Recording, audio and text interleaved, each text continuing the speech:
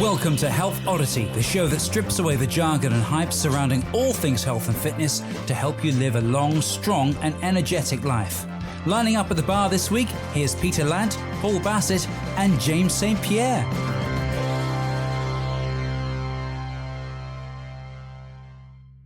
Hello and welcome to the Health Oddity podcast, episode 33. I cannot believe we've been doing this for 33 consecutive weeks now, but it's fantastic. And every week we get great guests.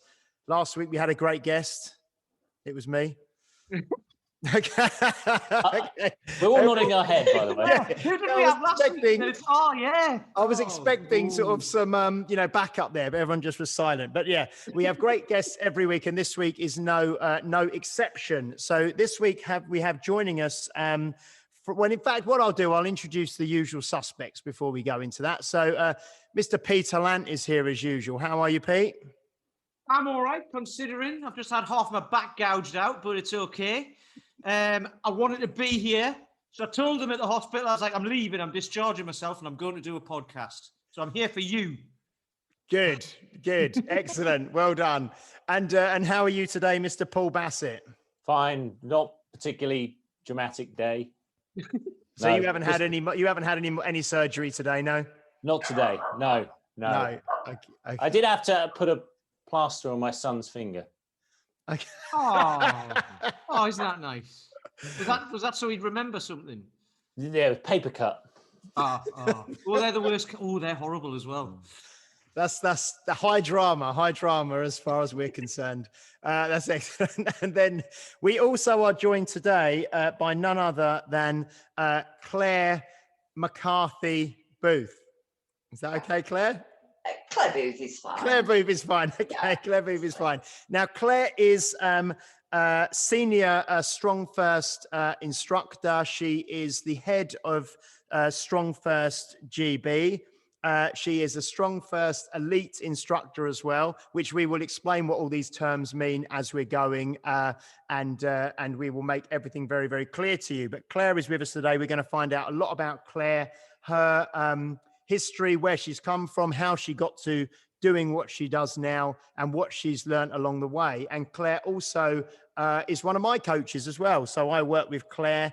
I did a session with Claire yesterday. She's helping me prepare for the Strongfirst bodyweight certification, which is, I'm reliably informed, going to go ahead in September. It's been put off about 3 times over the last year with everything going on, as everything else has. But yeah, Claire's helping me get ready for that. She's a fantastic coach.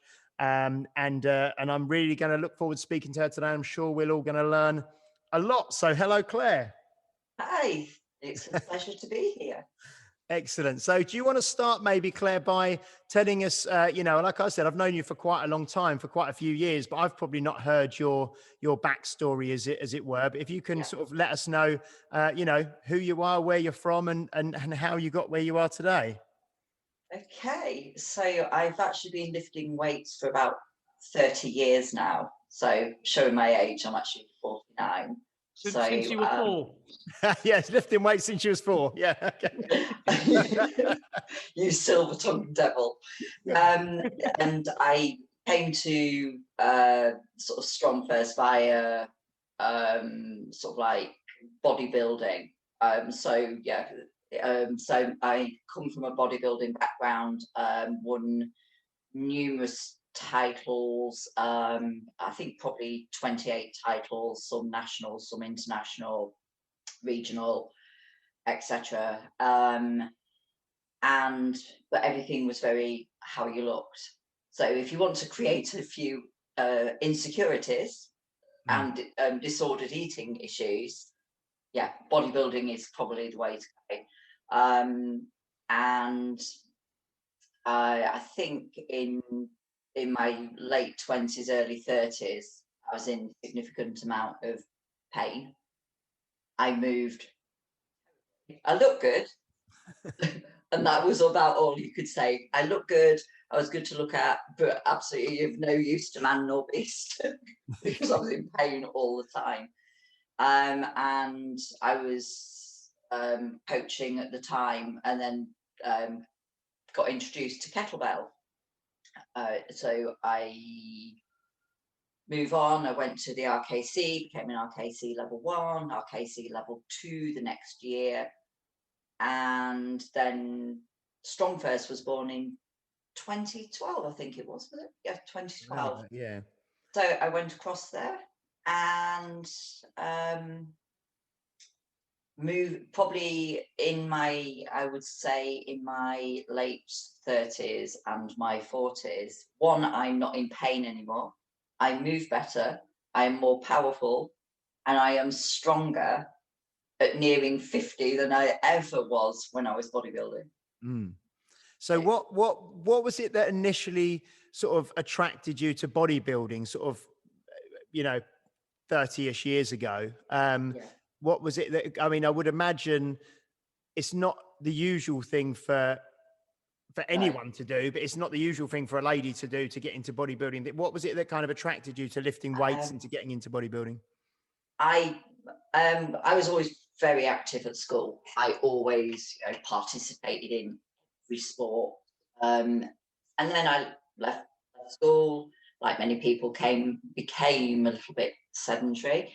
So I was like, I really need to join a gym. And at the time, I was a student, didn't have an awful lot of money. So I went to a gym called Pumping Iron in, yeah, I know, in the local YMCA, run by a guy called George Scott.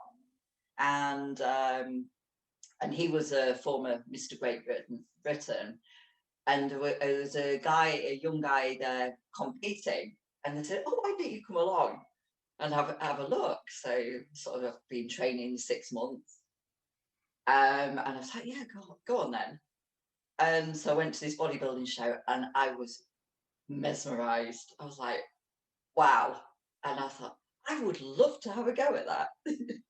So scrub 6 months later, I looked, I thought I looked awesome at the time. I look back, I was like, oh my God, I was awful. But I won. Okay, right. I still think I looked awful, but I was the best there on the day. It's not, that was it's it. not really one of those things that you just have a go at, is it? You've got to like, you go, oh, I'll just dabble in that. And then you're in it, aren't you? Not that I know, because I've never done it, obviously, but that's one of the issues with it, is it? You can't just do it once. You've got to do it again and again and again, because once you've got that figure. Yeah. And I think the biggest thing, I mean, it's very, very different now to what it was back then. I mean, we didn't have thank God we didn't have social media. Yes, there's not that. There is a little bit of evidence out there, I have to say, and I did okay. I won quite a few. I mean, one of my trophies up there, and I think yes, you're hooked, but I think because you're always in competition with yourself, and I think the only person you have nobody else to rely on. It is you, and it is you only. You either do the work, you get your butt out of bed at 5 o'clock in the morning, you prep all your meals. If only I knew back then what I know now, I would have done it very differently. But it was, what kept me going was the woman that is going to kick my butt is doing this right now. Get me driven. I remember that there's a guy actually who knows Brad Kearns. He's a guy called Mark Allen. He was a 6 times Ironman Hawaii champion. Yeah. And he said he was competing against a man who used to wash his cottage cheese. He was so driven. He'd wash the fat out of his cottage cheese in order to stay lean. So, when you're working with people who are that detail orientated, you can't really take chances, can you? No. I knew to the absolute sort of like macro what I was eating. When I used to work at a gym in Harlow, they had a big bodybuilding and powerlifting kind of scene there. And one of my managers back then was a kind of a bodybuilder. He was about 40 at the time. And I went to quite a few of these shows with him. And you go to the shows and it's quite, like you say, that first time you go, it's not like anything you've ever seen before, is it? Because everyone's getting tanned up and people, when you see them up close, they don't look anything like No. They do, even if you know them. And then when they're on stage, though, obviously with all the lights, they look, it's such a spectacle, isn't it? Yeah, yeah. Whenever I see something like that, I'm always like, oh yeah, that reminds me, I've got to do the fence. Oh, the dream tan. Oh my God, trying to clean it off the bath. Yeah. Oh yeah, that was a bit of a tie mark. That baby oil to get it off, and then shower it off. It was the bathroom was disgusting. And then we used to go back to one of their houses, after the show, because they've all been dieting for 12, 16 weeks, and they'd just be like ordering like Domino's pizzas, like stacks. Feeding frenzy after the show was ridiculous. I have a confession. There was one show. Now, bearing in mind, you have depleted. I mean, the last week I could 7 pound in fluid just in water alone. So carb manipulation, sodium manipulation, etc. And I'd really, really depleted. I think I'd done 2 or 3 shows pretty much back to back, and I just absolutely could not stop eating. I put on in 10 days 24 pounds. Yeah. It was a sight to behold. That is all I can say. Sorry, Pete, go on. No, I was going to say, because this is one of the things. Like, on a serious note, you've just mentioned social media, and people look at social media and see the ripped guys and girls on there, and they think that's what health looks like. So, because obviously this is Health Oddity, and we like to talk about things from a health perspective, training and all of that. So, how healthy were you when you looked like that, do you think? Dreadful. Yeah. I would say towards the end, and it's probably the way I did it. I've prepped females now, and I do it very, very differently. So without getting too graphic, my cycle stopped one point for about 2 years. And I did it low fat, whereas actually now, having done DNA and etc. on my body, was completely the wrong thing for me. It was sheer determination, stubbornness that I continued, did it. But I would say it probably took me 3 or 4 years to actually recover from it.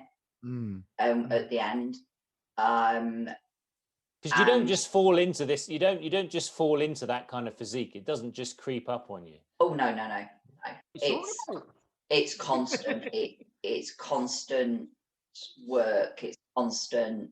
And I look at some of the women. I think my last big competition, and I was actually the smallest female on stage, and I think I got 3rd at I think it was the World Championships. I think it was the World.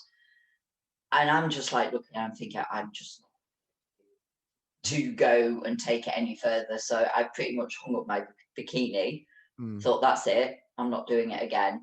5 years later, I went back and I won. And then so that took me to another show. But I did it very, very differently. And I did it in a far healthier way. And I did it high fat. So was very, very low carb and moderate protein. So was the health benefits you saw with changing your diet, or did you just change the way you trained as well, or was it? I cut down the cardio. I used the kettlebell, and my kettlebell session was probably just swings of maximum of probably 15, 20 minutes. And I didn't use any machines at all. I did no isolation work at all. And I would, and I got up there, and I would say I had functional muscle, and my hamstrings and my glutes were actually the best they'd ever been. And I was renowned for my glutes. So that's incredible. So you went from, you went back to the bodybuilding stage after you'd done your RKC and your RKC2. And okay. Yeah, I think my last main competition was 2010, and then I just thought, you know what, and I was going to do it last year. I thought, you know what, one last time in my 40s, while your skin's still good, while you can still do it. And I got into really, really good condition. I was probably 6 weeks out, and it wasn't even hard work. I mean, it was strict keto. And then COVID hit. I'm like, well, that's that one then. So I look good, but you know, it was a complete waste of time because nobody saw me. But then again, we have social media now.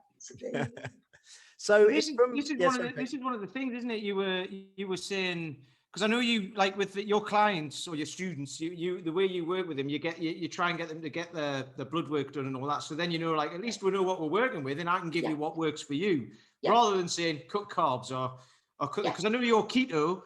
And here's a news flash: Claire has told me that she's got clients on high carb. So you heard it here first. But am I allowed to say that? Shall I cut that out? But you know, but it's one of those things. So you got yourself in great shape. I'm doing the quote marks, those rubbish quote marks for people who aren't watching. But you got yourself in great shape against what your body was trying to do to fight that. So hormonally and everything, and it was fighting against it, and you still managed to do it. So that is like, you can imagine the determination that takes. Yeah. But if you've got that determination, but you do it in the way your body actually wants to do it as well, because like, you know, your body will allow you to get that lean, won't it? Yeah. And you know, how much easier is that? Oh, amazing. And my skin was better, my joints were better, because you think going very, very low fat, and when your DNA actually states that really doesn't suit you, but it goes to show what you can do, but it also goes to show what the human body can endure and what it will tolerate to a point. Yeah. But we all have that tipping edge that we go over. And I think as well, when I went, because I was always I went low carb first before I ever went keto. And the keto, as I say, is not for everybody, and it's very restrictive. And so I'm doing a modified keto, because for anybody that doesn't know, the ketogenic diet was actually first came across because it was for people with seizures. So the true keto diet is actually, I think 90% fat. Okay, but this is for people with seizures, etc., especially epilepsy. Well, my auntie works closely with a charity called the Daisy Garland Foundation, which looks after children who have very severe seizures, and they raise money to put in place nurses who have speciality in the diet that helps to control that. Because obviously, you know, they can take a lot of medications, but if they can make a difference with what they eat, it's much easier. Yeah. And I think I do what I would call is a well-formulated ketogenic diet. So it's about 20, I have probably about 20 grams of carbs. I have probably anywhere between 100 to 150, 160 grams of fat, and then the rest will be protein. So my protein is never over 95 grams. That can knock me out of keto. So often you get people that tell you they're doing a ketogenic diet without checking your blood, because I do my blood glucose and ketones.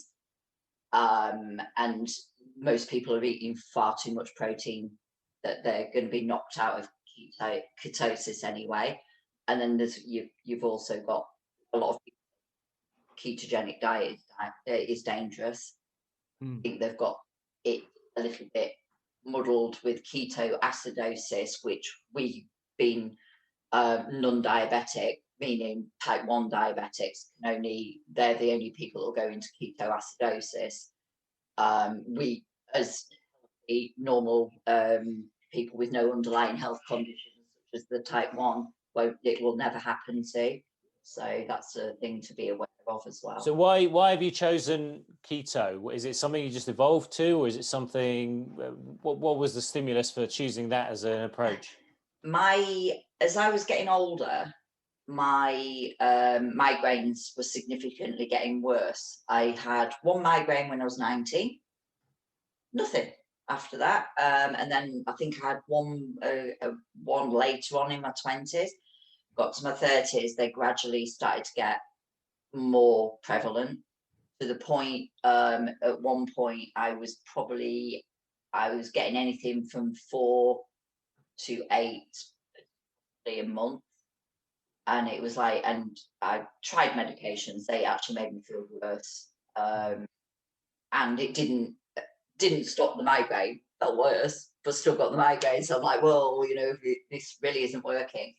And I read an article by Dominic Agostino, who specializes in ketogenic diets, and he works for NASA and the Navy SEALs because ketones work on stopping seizures for rebreathers for the Navy SEALs. Because so when they're going down, they can, when they're going down diving, they can get seizures on these certain oxygen rebreathers. Don't ask me about it, I have no idea. So he specializes in it, and it was an article he wrote, and you think seizures are a neurological disorder. What are migraines? A neurological disorder. And it was suddenly that light bulb moment. I researched everything, you know, made sure that I'd got my electrolytes correct, like my sodium, my potassium, magnesium, researched it, and within 2 or 3 days I started it. The difference was huge. I mean, literally, it was night and day pretty quickly that my migraines was lessened, and then they suddenly just and that was it. And I was like, oh my God, this is amazing. And if anybody's, I don't know if you guys have ever had a migraine. Yes. No, I haven't. No. I don't get them anymore, but I used to get ocular ones, so I'd get the aura, if anyone knows what that is. Yeah. But I wouldn't necessarily get the headache, but I'd just be confused for about an hour and I couldn't speak. Yeah. And I had that during sessions. I'd be trying to coach someone, and I was like, I can't explain what I need to explain to you, so just do some swings while I sort myself out. It was quite embarrassing. It's actually quite nerve-wracking, especially if you lose. The last one I had, because I've had a bit of stress and etc., and I couldn't get into ketosis. My blood glucose didn't go up, or my ketones wouldn't go up, so I was out of ketosis, and I've got blood glucose of 2.1 at one point, and I was like, but I've still got no ketones, so probably running on or completely. And so the migraines came back, but they actually came back more severe. I mean, to losing speech, losing feeling, my face dropped, my hands went numb, my legs went almost like I couldn't walk, and I lost the power of actually, I was trying to type something, I couldn't do it. It's amazing. I'm really interested in this, actually. So indulge me for a second, please, because I'm in the middle of doing a course, actually, which is kind of like a therapy type course. And I used to have a really stressful job, and I used to get migraines. I used to get these ocular migraines quite a lot. So I'd be sitting at work, and I'd have to just not work for an hour and just shut my eyes and sit there. And everyone knew what was going on. So I was like, right, I'm not working now. And I just sit with my eyes shut. Yeah. In this course I was doing, the way they treat you, they treat you kind of neurologically, but based on muscle testing, because you can't test hormones, and different organs. And they were taught about the adrenal glands and how the adrenal glands actually atrophy through stress. Wow. So there should be a certain size, right? There should be, I don't know, about like, you know, make your hands into an OK symbol. It should be about that size. But on stressed people, they'll actually atrophy. And they treated my adrenals, and I haven't had, that was last year, and I haven't had a migraine since. So that would lead me to think, and maybe it's with you, you were stressing your body out by eating the diet you were eating to get in the shape you were getting in, against not eating fat, which would stress you out, cause that stress, and cause that. So a keto diet works for you. And what I'm getting towards is, lots of people might look at you and go, Claire's on a keto diet, she looks great, so therefore I'm going to do it. And it's like, it doesn't work like that. Because I've had a few people come to me, should I do keto? I'm like, I've got no idea. I don't know. Try it. And if you're knackered, stop. But if it works, it works. And the biggest mistake most people make, and they get what they call is the keto flu, is they don't look at the sodium. You've got to replace the sodium because the kidneys start excreting water, and you'll feel terrible. So you'll be rushing to the bathroom because the body's excreting the water. You're going to be drinking and you're flushing the sodium out even more. I didn't get any keto flu at all. I just literally from day one felt. I've just realised I said adrenal glands atrophy. I meant hypertrophy. They get bigger. Yeah, I mean, yeah. That's what I meant. Sorry. The thing is, a lot of people experience quite severe physical ailments. You know, we're working with clients who've come to us, and they're like, you know, they list a series of things that they're experiencing that are, to me, would be kind of completely debilitating. You know, I couldn't imagine being in a situation in which they were recurrent, but they perhaps live with them for a long period of time. What makes you the kind of person to do something about it? Because not everyone does something about it, do they? Sometimes they're quite happy to that's you know, that's my trajectory. That's the kind of I'm very, very surprised that you know, I work with type 2 diabetics, etc. You know, there's all like all the metabolic life, and putting it bluntly, lifestyle issues that, I mean, potentially you're going to go blind, you're going to lose limbs. Once you lose a limb, within 5 years, you're normally going to be dead. And it's the leading cause of blindness. And you go, you really need to sort it out. Yeah, but I don't want to. I'm like, wow, you know, and they go, well, you don't think it's going to happen to you? And you're like looking at them and you go, it's happening to you. It is killing you. It's a slow, you are dying slowly. I mean, we're all dying, don't get me wrong. However, you know, it's what do they say? Live long, on die a cheerful note. but it amazes me. Yeah, but our health is our responsibility. You know, and if you've got the chance of leading a healthy life, it's that thing of lifespan or health span. I think it's a thing that Peter Attia speaks about. And it's like, you know, we have longevity confused. I think we think, oh, well, they live to the 95. If you spent 20 years of that in a wheelchair because of lifestyle problems, I wouldn't say that was living. Are we thriving or are we surviving? Which one? And I want to be the healthiest 70-year-old down the park that's doing pull-ups in my 70s. I don't want to be that walking like I'm elderly, if that makes sense. And if people want to do that, then that is fine. But I just want everybody to be healthy and have a valued life. This is the problem I think I find is people want that, but they don't know how to get there. Then they don't want to pay for it because they can get pills on the NHS for free. Yeah. So when Paul says, what makes you that person who wants to go and sort that out? You're inquisitive and you want to sort it out.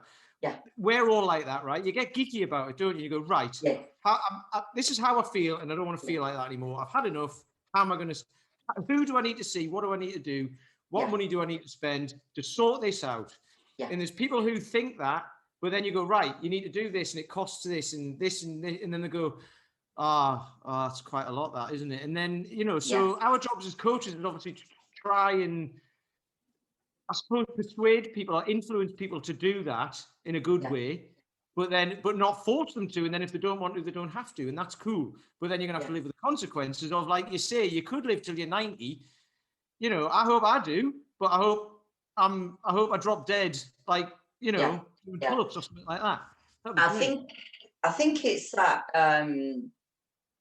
I think it's that thing as well. You know, as I've got older, sort of like, you know, sort of, it's less than a year. I'm going to be 50. I think you suddenly you're thinking about this body.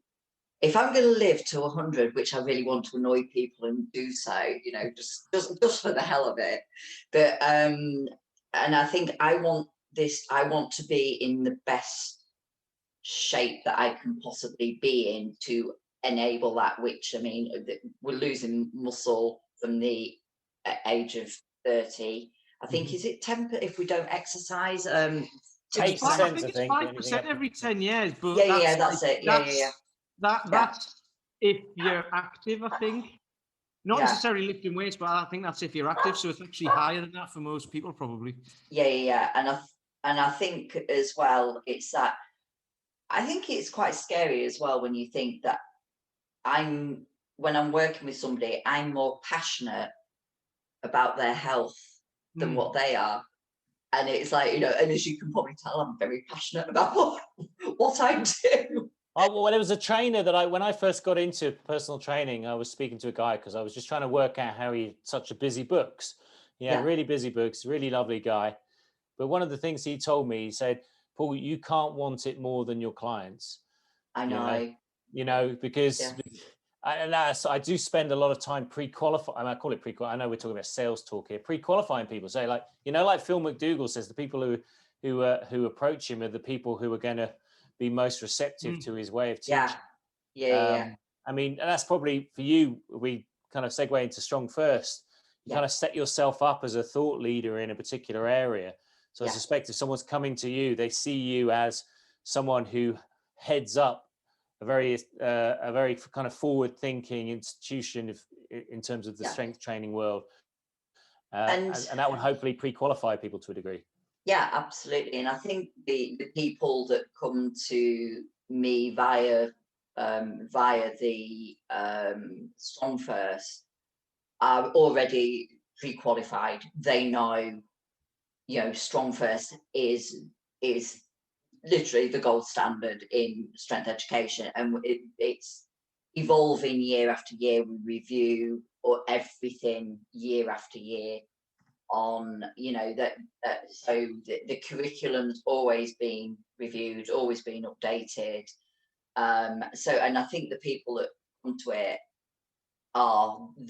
they will be the right type of people, because they will have researched what it is. And and I think as well, because you know that certification does not get handed to you. You have to work for it. I mean, I still get reviewed. We as a senior instructor, my skills are still tested, and I get I'm privileged in the fact that I can go to Fabio. Can you just have a look at this? So our master instructor, Fabio Zoni. Can you just look at my one arm push up? It's not feeling, you know, because you cannot see it on yourself. You cannot see it without bias to thinking we look awesome. I was just going to say, Claire, that I think one of the things that you mentioned, which is probably really applicable to, and hopefully if people are listening to this podcast, they're probably with this kind of person anyway, but you mentioned the word kind of responsibility and personal responsibility. And I think that's the difference between people who maybe look for someone to give them the solution or to sort their problem for them, or to you know, they book a place at the doctor, they just want a medicine to sort it out. Absolutely. Whereas it's actually taking that personal responsibility for your whole life. And I was I'm reading currently the Primal Blueprint by Mark Sisson. I know you. Oh yeah. Like Mark, it's probably in my bookcase down here, actually. Yeah, and it's making me think, you know, a lot about, you know, because it's not just obviously about diet. That's one part of it, but a lot of it's to do with, you know, lifestyle and the way you live. And Mark Sisson himself, I think, is in his mid-60s now, and he's plays 67, is he? And he plays like I was listening to him this morning. And he plays like ultimate frisbee, and he's like you know, lean and fit and strong and healthy and all that sort of stuff. So I think that kind of personal responsibility, when people have that, that really is the game changer, isn't it? That's the difference maker, really. And people who come, like you say, people who maybe get interested in Strongfirst and they approach you, they're people who are looking to take responsibility for their own strength and life, aren't they, really? Yeah, absolutely. I mean, going back to Mark Sisson's, that's how I came to the low carb. So it was all those years ago, I think, when it was probably the Primal Blueprints first came out, probably. I mean, we're going back probably I think it was about 2008, 2009. Yeah, was it? Yeah. So I think I probably even got the first edition. My question to you, Claire, Is James a good client? He's okay. Has he got personal Yes, responsibility? in fact, I can honestly say I do not work. I haven't got one bad student. You know, I think the right people gravitate towards me. And the thing that I actually get people say to me is when they actually meet me, that they see me online, oh, you're a lot nicer than I thought you would be. I have no idea what sort of person they think I am. But clearly terrifying. I was going to ask Claire, you're one of the things that anyone who meets you in person will see, and probably be able to see on videos as well, is your your posture, the way that you stand and walk and hold yourself and do exercises is like, I know someone who was a former like very what's it called, like the Royal National Ballet, you know, like ballet, you know, like a dancer kind of posture. Have you always had that, or did you do gymnastics when you were young, or did you do ballet or something? Or I was a ice skater, believe it or not. Okay. You missed that out. See this physique in a little dress. So no, I had actually some very good advice. So young, I was very majorly pigeon-toed, basically. So I mean, bad. And the physio, my mum had good sense to actually seek help. You know, so you think, I mean, going back, you know, for 47 years or so, that there wasn't the knowledge out there that there is now, but this physio said it would be a good idea for her to start ice skating, because my mum was like, I don't want my child walking like that. I mean, it was very bad. So I actually went to ice skating, and I also had horses. I was going to say horse riding as well. Yeah, so horse riding, everything's posture. I mean, I see people walking past, going past here, because I live very rural, on horses, and I'm like, if I ever on a horse like that, believe me, my mother would be like, you look like a sack of potatoes, they'll sit up. There's a good selling point, though. It's much cheaper to get yourself a coach than to have to buy a horse. Yeah, absolutely. Yeah, believe, go get a horse. I'll look forward to that Facebook ad, Peter. Don't look like a sack of potatoes. Get a coach. So when you first so you've become like, got into sort of Strongfirst sort of methodologies and training, and the kettlebell initially. So you first of all started getting into the kettlebell. What was the next thing for you after the kettlebell in terms of the Strongfirst curriculum? I did the level 1, level 2, and then it was the SFL, so the barbell certification. I might just butt in, because how would we explain Strongfirst to someone who'd never come across it? I mean, how would we set them up? I mean, I know what they are, but yeah, well, Strongfirst is basically an education. It does strength education, but it also runs courses for and workshops now for not just instructors, not for people, not for fitness professionals. So we cover all bases, so all people from absolute base level that have got no experience with the kettlebell, which, I mean, really, in the age of the pandemic, most people really did need to seek advice on how to use a kettlebell if they've got no experience. So we run courses as well, so 1-day courses, 6-hour workshops on foundations, etc. And then we do certifications, which are 2 to 3 days of teaching people to either instruct, but actually on our weekends, it's an actual mix. Not everybody's fit pro.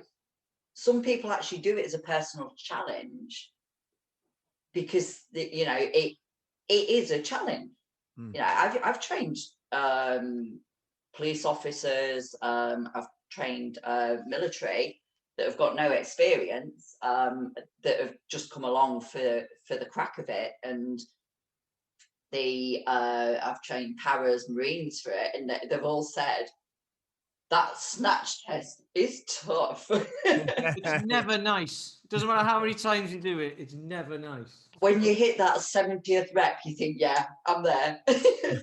What I got out of it, so I did my level 1 in 2014, I think it was. November 2014 was the first one I did.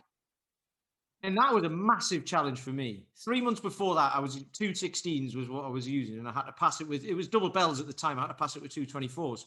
But what's happened since is the level 1, it's not easy, it's never easy, but I can pass it pretty much. I'm saying this, I'm setting myself up now because I've got to pass it again in September, but you know, no pressure, Pete. It takes you from seeing it as a challenge to actually then it just becomes something you can do. And that's kind of the next starting level for you to then springboard you towards the level 2 and the SFL, which we'll not talk about because I'm not very good at that, and all the other stuff. So the thing is, a lot of the time we all come to it from a different perspective. I mean, the SFL for me, I was from a barbell background, so it was, and so was Fabio. We both sort of like barbell bodybuilding. Fabio was powerlifting, so that's never a challenge. But me with kettlebells and body weight, wow! I mean, that was really, really challenging. So I think none of us get an easy ride, whichever modality we do. There's always going to be that something that we find really, really challenging. And I think that's the beauty of it. And I think that's the beauty of the people that come to Strongfirst always are striving to be the best trainer that they can be, or to be, to challenge themselves, to learn more, to, and every time I go, and I mean, I have no idea how many snatch tests I've done and how many certifications I've attended and taught at, I always learn something. I mean, I just went to Italy a couple of years ago because Brett Jones was teaching. I actually had pages of notes, and I mean, that's probably my 13th or 14th, well, probably more than that actually, Strongfirst SFG1, and I still came away with pages of notes. This is what's great about it. So, like for the SFL, say I'm just me and barbells don't get on, right? I can do all right, but I just the standards for the SFL, like, and especially at the end of the weekend, I was. You need a coach, Pete. Well, I can't book. Well, the gyms have been shut, so I haven't been able to do anything on that. But what was I going to say? The good thing about it is you can attend these and not pass the standards, but you still learn loads to help you on your journey to be able to get either to the standards or just to get better at using the kettlebell or the barbell or your body weight to train with. And you get training programs from it and all of that. So, and you get the support of the community and all of that as well. So it's really, it's an expensive certification, which puts a lot of people off, but actually, you get paid back that for the next 10 years, don't you? And you also think, what people don't see, what goes in behind the scenes. And, you've got, we have assistants, we have a master instructor, we don't have one person stood at the front teaching a room of 30 or 40 people. It's like you've got team leaders, you've got seniors, you've got masters, you've got assistants. I think the last one we had let's do the pre-COVID one. I mean, I think the student to assistant ratio, I think was one assistant to 2 to 3 students. So I mean, that's that you're getting good instruction. And what people don't realize is, any of you guys, if you assisted, you get tested. You don't just walk in there and assist and stuff. And we don't have, and I think what the beauty of Strongfirst is, we don't have that. It's about the aesthetics. You rock up with your 6-pack and you whatever, look at my booty sort of thing. It's not that. We are not that. We do not train for the aesthetics. We train for strength. We are the school of strength. I think if you did, Pavel might have some different trousers. He always wears the same trousers. Yeah, they always wear the. I mean, in all fairness, when I'm teaching, I wear my TAC 511s because I think it looks professional. I don't like wearing leggings for teaching for Strongfirst. I always wear 511. Yeah. But the challenge is getting sort of houses like that you can squat in. Yeah. Yeah. It was funny actually when you're talking about the aesthetics and all that. There was one guy anyway who I remember at mine who looked the part and everything, and I rocked up and I was like some skinny because I'd lost a load of weight as well. And during the snatch test, he was trying to muscle the bell up and use all of his strength to get the bell up rather than technique, and he didn't pass it. And then little weedy old me did. I was knackered, but it's not like it doesn't matter who you are, what you look like. It's achievable with the right, with the right approach, isn't it? Yeah, and I think the biggest mistake that most people make, whatever they are doing within training, whether they're getting ready for the certifications or whether they're trying to achieve a specific goal, the most people that I actually work with, I end up actually backing them off training. They're either trying to be all singing, all dancing, I need to be good at this and I need to be good at that and I need to do this and I need to do that. Or it's just the chronic overtraining. And I'm like, do you know how much I train a day? I know even when I was competing at my high level, I wasn't in the gym hours. When you watch I don't know if any of you guys ever watched the Jodie Marsh. Oh yeah, when documentary. she went into bodybuilding. God, how to damage bodybuilding once and for all. That was dreadful. I didn't spend 8 hours in the gym ever.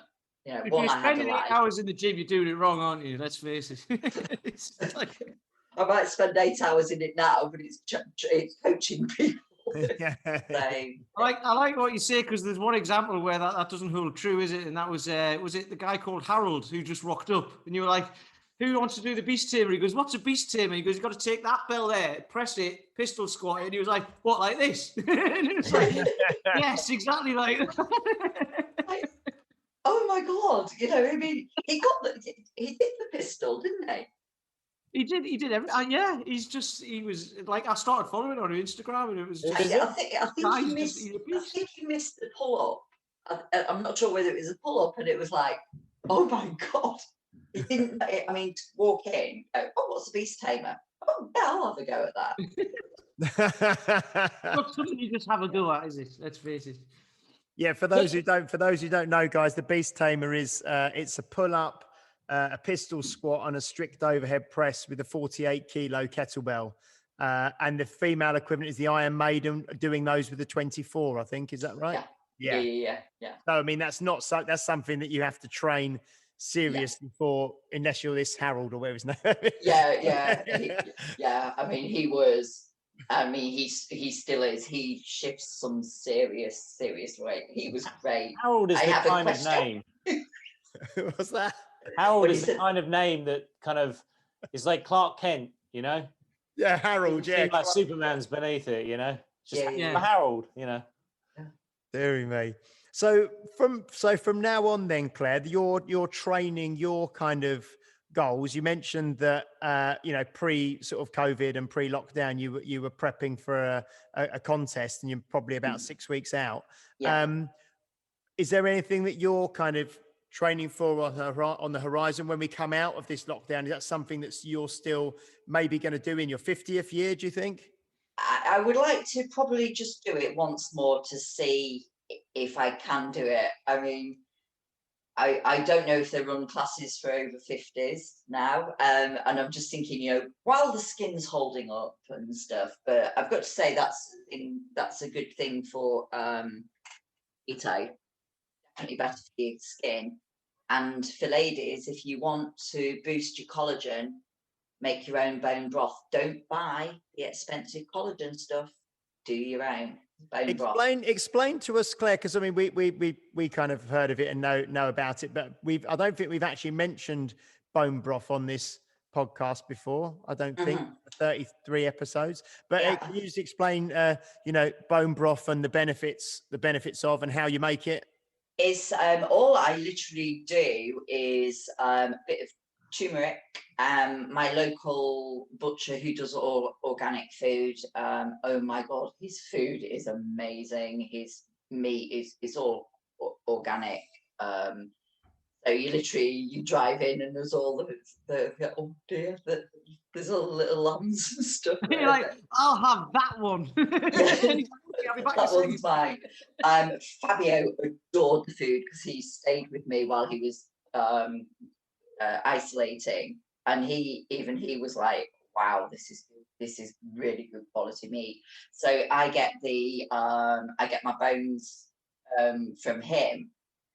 So when people say that if we go to sustainable farming, all his bones from the animals go to a bio plant, so that they're not just thrown away or anything. They're sort of biofuel or something. I have no idea if that's completely, but apparently, they do that. But yeah, so the biggest problem that we have with our skin as we get older is the elastin and the collagen gets damaged. One of the biggest damages of skin, alongside direct sunlight, etc., is sugar. High carb diets. You know that crepey skin you see when people got really glycated skin. Keep your sugars low. And so we need to replace the collagen, and the bone broth is very, very good for digestion. So I just chuck onions in it, turmeric, when your vegetables are just going a little bit soft. Well, I'm not going to use those, so I chuck them in, and then just put it in a slow cooker or crock pot. And how many hours do you cook it for? Is it like 24 hours? Yeah, I do it 24 hours, but usually after 12 hours, it's fine anyway. And I just let it cool, take the excess and skim the stuff off the top. And and it's great. And then you can if I'm in the day, because I don't tend to eat in the day, I haven't eaten yet. I might have a cup of it at lunchtime if I'm feeling hungry, but I prefer to fast 24 hours. Really, I feel better. It's basically just a stock, isn't it? It's just for the easiest way to describe it to people is just if you make your own stock, it's just that. But like out of carcasses and stuff. Brad Kearns talked about nose to tail eating, didn't he? I mean, when you look at most people's diets, they're chicken breasts, sirloin steak, they're specific cuts, and there's very little fat. There's often no bone. We don't make soups out of chickens anymore. You just get the chicken breast or buy pre-made soups or whatever. And so you're not getting any of that nutrient kind of variety from the actual full carcass, are you? We eat too much muscle meat. You think what the Maasai and the warriors go for? They go for the offal. That is the first thing that they go for, the blood, the offal, and stuff like that. So I actually eat a lot more offal than what I ever did. Don't get me wrong, I like a good cut of steak like anybody else, but I like a fatty cut of steak or beef binky steak. But I eat a lot more liver, a lot more kidney, heart, and what's quite interesting, when I had my blood work done, now bearing in mind that I eat red meat every day, oh shoot me, I'm gonna die. The interesting thing was I was B12, B6 deficient. And it came back on my test that they suggested that I eat organic red meat. I'm like, well, can't it really eat anything more? But I mean, it's like so many people say to me that it's unhealthy to eat red meat every day. I would actually say the quality of the meat is the most important thing. If you're eating intensively farmed, stressed animals, then and you don't want to be eating an intensively farmed, stressed animal's liver, because I actually watch my butcher Ian he actually does the butchering in front of me on the liver, and he's talking me through what you need to look for. And believe me, the stuff in the supermarket I would not touch with a barge pole. I've started going, we've got a farm just out in the countryside near us, and I've started going out there, and they've got the butchers, like you say, on the farm, and you go in and they prepare it all in front of you. And I took the kids the other day, and one's 4 and one's nearly 2. And they said, "Oh, can we look at the animals?" Like you say, can we look at the animals? So we go and get all the meat, and then I took them around the corner, and then you can see all the cows there, and you think, "Oh God, right, that's gonna be that'll be lunch next week," you know. Yeah, but I think if they're kids, but I think if they're, you know, realistically, I mean, I have no problem if people are vegan. I have no problem if people are vegetarian. It is a personal opinion, and it's a personal choice. It's fine. Do what you like. But I you know, when we get onto the whole, food is like a religion, isn't it? You know what I mean? It's like everybody's like, yes. And I'm just like, you know, I like meat. Yeah. I like my vegetables. Claire, I love cake, but I just don't eat it. Claire, do you have any tips for me? Because I've started introducing more liver into my diet as well after listening to Brad Kearns and things like that. Yeah. So I've gone and bought liver from the butchers, and I mean, Brad Kearns even talks about sort of freezing it and slicing it and eating it raw and stuff like that. But how do you cook your liver? Because he says you don't really want to cook it. You know, like when you have liver when you're a kid, when it's just like cooked. Oh God, yeah, cooked to death. So how would you prepare liver? I know you probably have to cut it very finely, do you? And I'm very lucky that Ian does all that for me. He even preps the heart for me, so I'm a bit spoiled. Yeah. But I do it in butter, garlic, onions. I stir fry off the onions and the garlic, and a bit of cracked pepper. That sounds nice already. Yeah. Flash fry and I have the liver rare, because I can remember as a child, as you're saying, oh my God, liver and onions. Oh, it's liver and onions. You know. I think that's why now, because we're all like similar ages, aren't we? So that's why when we're talking about that, a lot of people eat muscle meat because they know what they're getting. Whereas I think people hark back to that as a kid, and they're like, it was like boiled liver or something. And like, oh, for God's sake. Liver pate is what I like. That's liver Exactly pate. what I thought. What I thought as well. Chicken liver. Get it now. Yeah, chicken liver pate. Amazing. Yeah, but I'm also very lucky on the cooking tips. That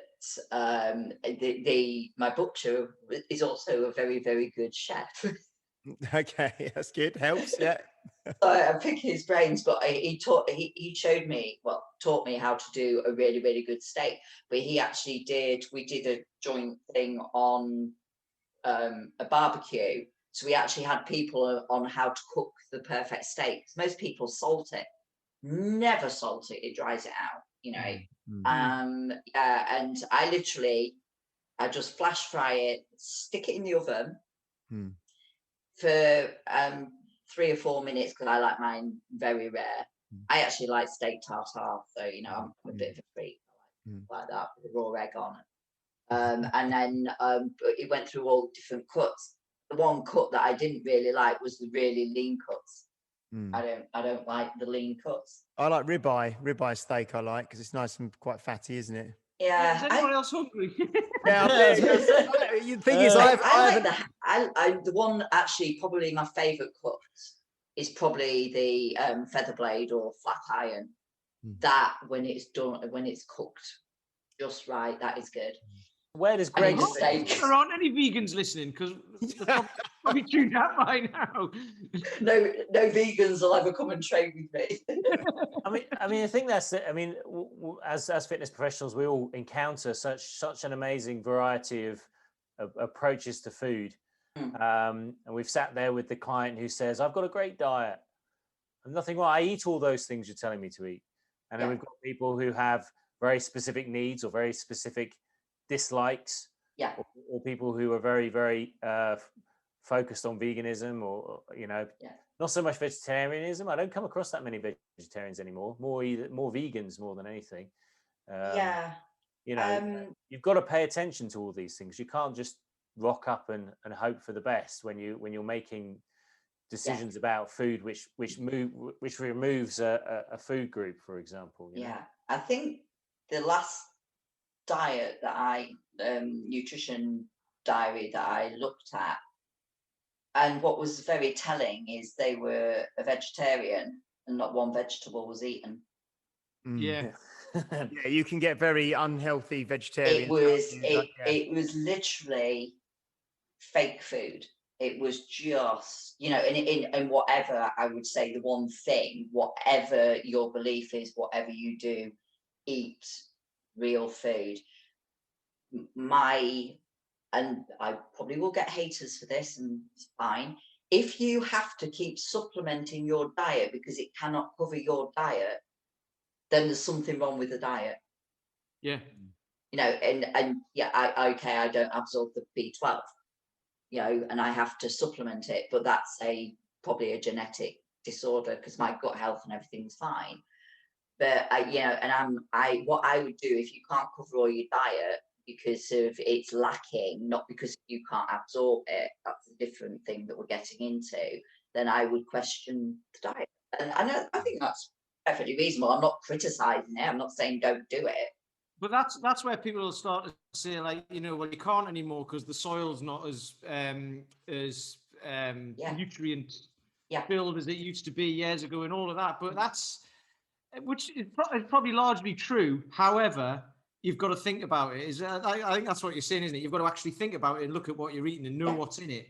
Like people who like then go and say, like, I need to take a supplement in magnesium or whatever. It's like, well, don't eat more stuff that's got that in it. And then, It is. I mean, we're just so intensively farm. Bearing in mind, I live in a farming area, agricultural area, and the amount of crop spraying is phenomenal. I know some of it's minerals, etc.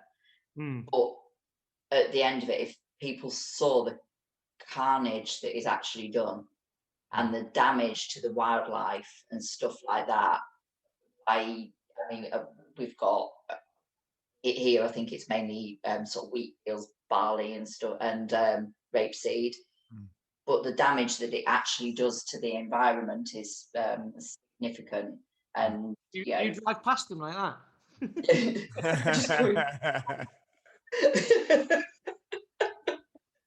And then you've got all the little lambs in the field, and they're so cute.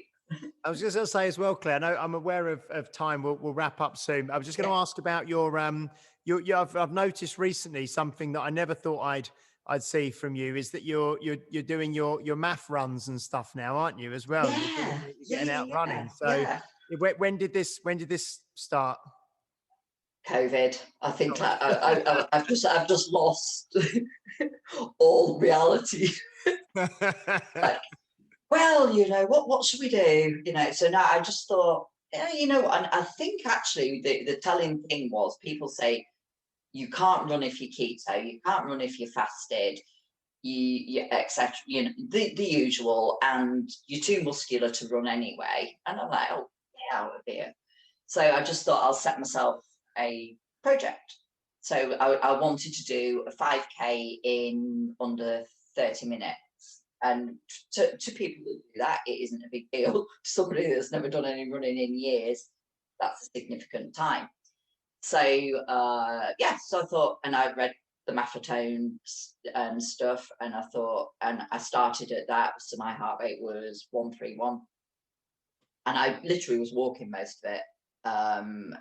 And then since then, because again, you've got to remember, I had COVID. So I had a bit of long COVID as well. So I had to be careful on it. And I smashed the 30-minute. And now, I can run that no problem. So I actually did a 10K 2 weeks ago. Oh, okay. Guys, are you impressed? Can you imagine the scenario at your place, right? You and Roger are sitting there and you just go, do you know what, Roger? I'm going to go out for a run. It'd be like Stepford Wives or something. Be like, what have you done with Claire? What have you done with her? Where's she gone? You're not her. Something's happened here. So I'm just going to go do a 10K. But I got to say, what was really, really telling is it was easy. It was actually, and I mean, I've gone from doing a 5K and I just thought I'm really enjoying myself, and I carried on, did a 10K, and I felt really good. But again, I didn't overtrain, and I literally run once, maybe twice a week. That's it. You know, it's kind of similar to some of the teachings of Strongfirst, which are, you know, how do you build strength is a skill, you know, so focus on the skill set, and then, you know, be understanding of the adaptation. So you don't need to train like crazy. You don't need, as we said earlier, 8 hours in the gym. You can just choose a very simple plan that you do consistently, that you have principles of progressive overload, and then your body will adapt, you know. It's the same with the math system, you know, just go out there, follow the system, don't overtrain, be consistent, and the body will change. And I think people don't trust the process. No. And they don't follow the plan. Oh, I've done this program for 3 weeks. Yeah, well, it's an 8-week program, or it's a 12-week. I think that's a lack of patience, isn't it? It's like you say, trust the process, but be patient, because people want results too quickly, don't they? Absolutely. Strength takes time. Fitness takes time. You know, and if people actually set foundation, they set the base level, and they get that right, then everything else falls into place. But if you rush it, you don't move well, then you're setting yourself up for injuries. I mean, I was speaking to a guy today, and you know, doctors are recommending they have surgery on his psoas, have hip replacements. He's had loads of different issues, and you know, speaking to them, you know, no history of strength training, no history of technique work, no history of movement kind of coaching, and but also a history of being active and sedentary at the same time. And it's like this perfect storm. You get someone who wants to be active, race the car, who doesn't move well, and you do that for long enough, pay the price. And again, you think, I'm sort of like 49, I move better than I ever did in my 30s. I'm in less pain. I can do basically butt to the floor, so ass to the grass squats, no problem. I can do pull-ups. You know, I can deadlift, I can pull over twice body weight deadlifts, and I can press 24 kilo kettlebell with no pain. And that didn't happen overnight, and it didn't happen by accident. But I do listen to my body. If something hurts, I've got a little niggle, I don't lift. I literally do not lift. You know, and I think that's it's very, very telling that, you know, people go, oh, well, by the time you get to 40, squatting that low, you're going to injure yourself. And I'm like, oh, I'm squatting just fine, you know. And that's what I find interesting as well. So this is bringing this back full circle, which, you know, is you've been training most of your life. You know about this stuff, but you still have to work hard at it. So when you get people who are deconditioned, who've maybe been fit in their 20s and then haven't done anything because they've got married and had kids and been busy with work and all that, like the usual stuff, and then they get to mid 40s, say, or late 30s, mid 40s, and then they're like, right, I want to get back in shape again. I'm gonna hit it hard. It's like, you know, even if you have been in shape all that time, it's still hard to maintain it and hard to keep it going. And well, it's not necessarily hard. No. It's you've got to be consistent. You've got to have that work ethic. So if you haven't been, it's just going to take that little bit longer. But actually, it's well worth it. And then you don't go to the doctor and they go, oh, by the way, you've got arthritis in your knees because they're sore. When they haven't taken an X-ray, it's like, you can't tell by looking. It's just because I'm 50 years old. That's why you're saying it. And if I go and get a coach and learn how to move, maybe that'll go away. It's moving well, and I think I'll let people into a little secret. I hate exercise. I hate exercise. I don't go get up. It's not. I have a love-hate thing with it. I get in. I get up. It's discipline that makes me do it. Okay, discipline. vanity, health. It's a, I don't wake up every morning and thinking, boom, I'm going into the gym. It's part of my life and I do it. And it's something that I never got out of. And, you know, I don't, you know, it's like today I had to do a 246, 246, 246, 2-4 load of reps with 95 kilos. You know what I mean? And it's like, that is, it's a love-hate relationship. I do it to see if I can do it. But I don't want to do it. I don't know. I don't get what it is, but I still do it. What's funny there is as well, what you've just said there as well. And you said this a while ago. It's something I was at. I can't remember which one it was. But anyway, and you said to the entire group, you know, you were standing there teaching in front of everyone. You said, I train for vanity. Yeah. You know, yeah. And there's nothing wrong with that, because that's where people will say, no, it doesn't matter what you look like. It's how you feel and all that, right? Which is fine, and it is, and all of that. If it doesn't make you feel good, there's no point in doing it. Yeah. But there's no problem. There's no problem with wanting to look the best you can. There's nothing wrong with it, as long as you're prepared to put in the work and it doesn't affect your entire lifestyle. If I want a six-pack, then I know what I've got to do to get my six-pack. Okay, I haven't quite got my six-pack at the minute. I've got a COVID pack at the moment. But, I mean, this is the heaviest I've been for a while. But I think it's that thing, you know, if I want a six-pack, I want a six-pack. But what's quite funny is people feel that they can just comment. When I walk down the street, they can make a comment about me.